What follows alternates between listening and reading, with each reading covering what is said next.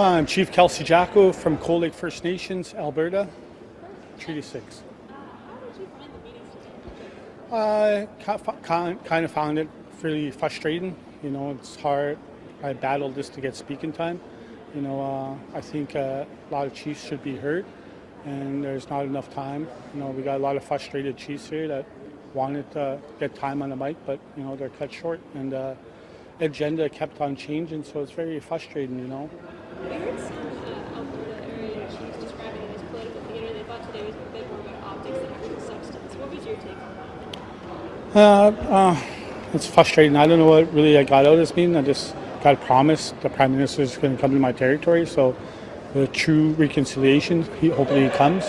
You know, when he talked to nation, no organization speaks for me, so I'm glad he's going to come to my territory and meet my people and talk about this big carbon sequestration project that's happening, Pathways, because it's unproven science, you know, and there's no money behind it. And how's that fair, you know? We don't get no money from the royalties and the oil sands. We deal with a premier. She's not open for revenue sharings. There needs to be changes to the Municipalities Act. Our people are suffering out there, and it's all time. We shouldn't be overlooked. The time is now. So with true reconciliation, I would like to see reconciliation, because we can talk all day. You know.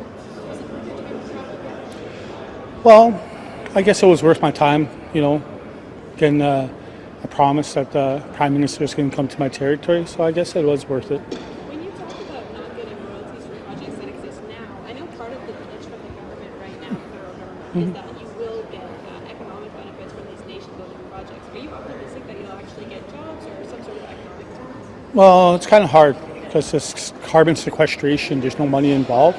There's no equity, right?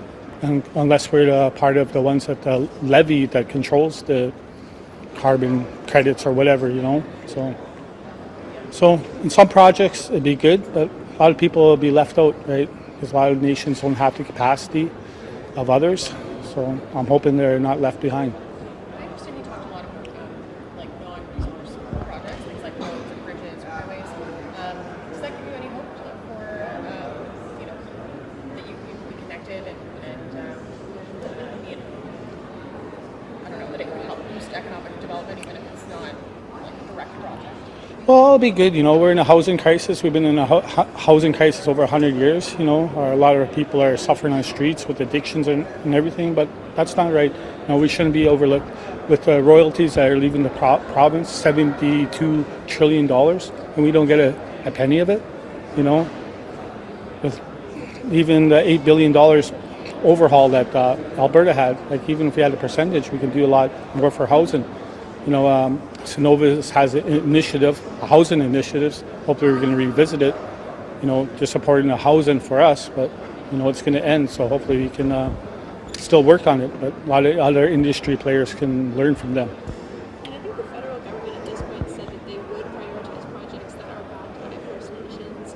But do you think that they are serious about getting sort of unanimous consent from every First Nation that would be affected by these projects? Oh no, you know. It's kind of hard, you know, we talk about procurement opportunities, they're lacking.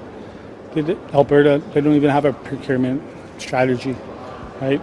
Like some of these projects, we could be the prime of it, but, you know, we're just left scrap work and whatnot, but it's very frustrating. But, you know, when you have projects and people are left out, it's frustrating. But if you see the people to benefit with it, with royalties or however it will work out, if people see real benefit, not just administration, the band office, you know, there's enough money to go around. You can do away with welfare. Well, it's up and downs. You know, you have nations that support projects or whatnot, but you have nations that are fighting about it. You know, it's some projects here in Ontario are going to be fighting. You know, 9 of them. Right? So, but it's frustrating, you know, when you have a project in my backyard with unproven science, you know, and you know when an emergency happens, is my people going to be safe? You know, are they ready for it? They don't even have an emergency response plan.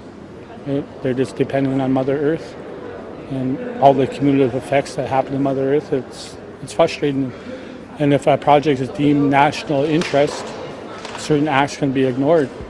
like the Species at Risk Act. I'm a caribou people, my people.